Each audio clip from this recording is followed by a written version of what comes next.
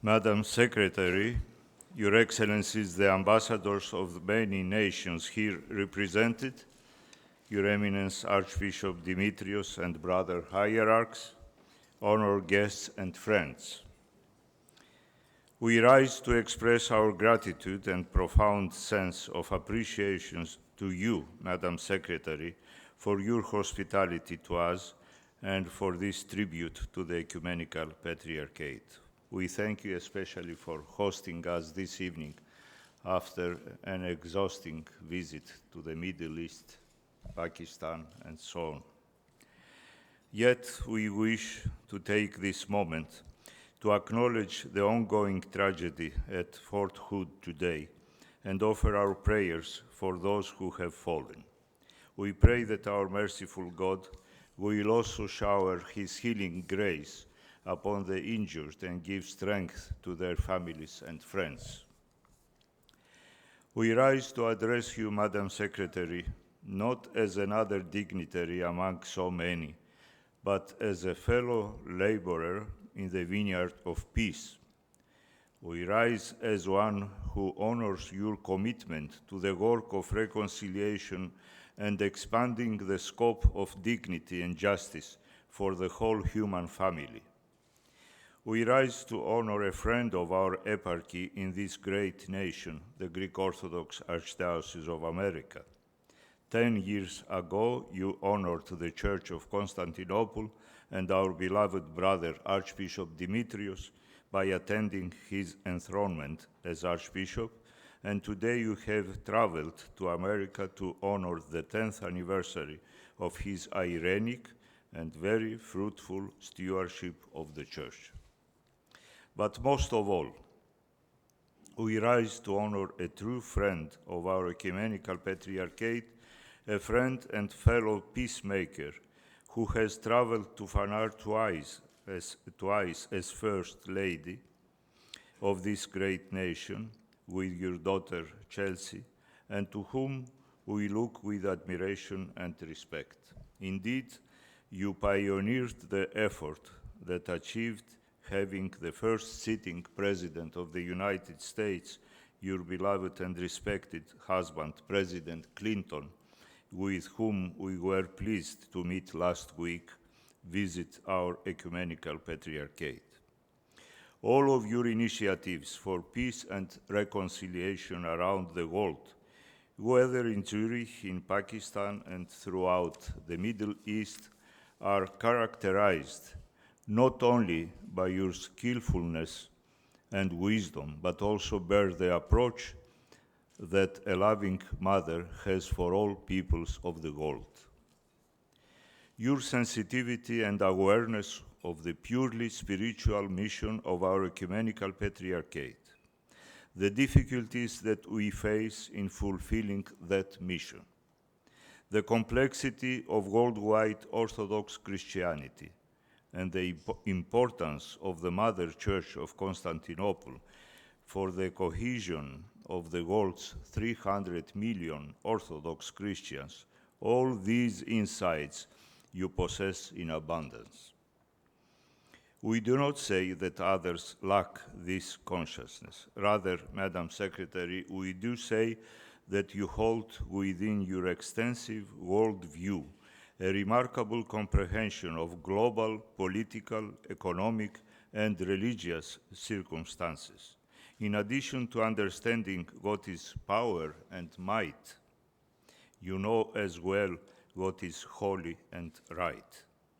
And your respect for the diversity of religious expression in the world makes you a champion of human rights and religious liberty, leading as we do the community of minorities in our country.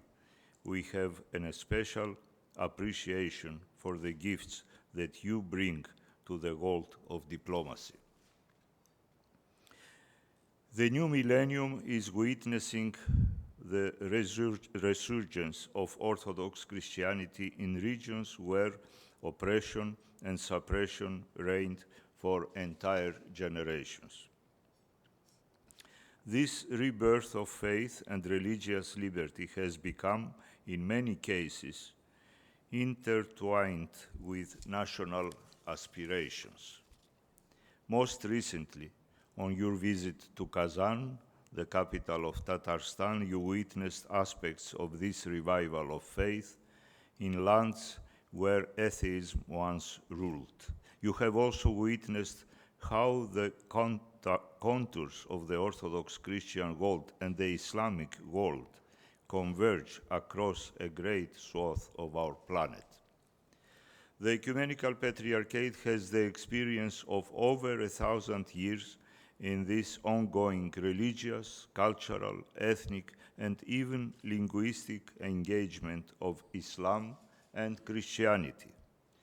In the last 2 decades, our Ecumenical Patriarchate has sponsored 12 international dialogues with Islamic partners around the world in both Christian and Islamic countries, and has participated in many more.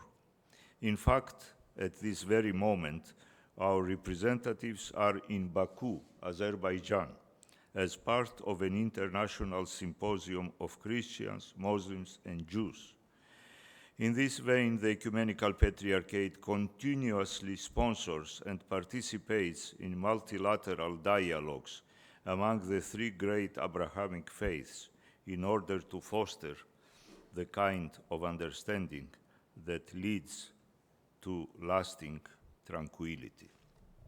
That is why the reopening of our theological school of Halki, which you were so kind to mention once again this evening, continues to be a matter most pressing for our spiritual mission, and we deeply appreciate President Obama's mentioning of this particular issue when he spoke before the Great National Assembly of the Turkish Republic.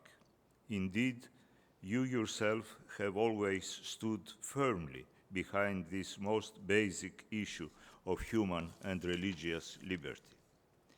But its importance goes well beyond the Ecumenical Patriarchate per se. The reopening of and the active participation of the international academic community in Halki will create a much-needed opening for further dialogue and study. An institution of such historical importance, on the cusp of the great faith traditions and civilizations of the world, will be a magnet of tremendous force for bringing many new opportunities for the interfaith and interreligious work that must take place for the sake of our shared humanity. Through the centuries, we have learned that coexistence is only the beginning of the process of engagement. If we are to enjoy peace in place of war, prosperity instead of decline, freedom instead of oppression, we must move the dialogue beyond tolerance and even respect. We must recognize in the face of the other a kindred self, one who shares with us the deepest aspirations and needs of humankind. Madam Secretary, it is this love for all God's creation that has brought us back to the United States of America in these last few weeks. We wanted to lead our 8th Environmental Symposium, this time on the Mississippi River, but even more, we wanted to revisit the community that was so devastated by Hurricane Katrina, to behold the faces of our sisters and brothers whose lives were so affected by that devastating storm. We were heartened by the resiliency of the American people. We were touched by their hospitality and generosity. We see in America both a powerful nation and also a powerful capacity for love. As we prepare to live tomorrow, we take this legacy of compassion and love with us, ever praying that God will continue to bless you, your family, and all who work for peace and reconciliation in the world with the abundant blessing of divine, compassionate love. May God bless you richly, and may God bless America.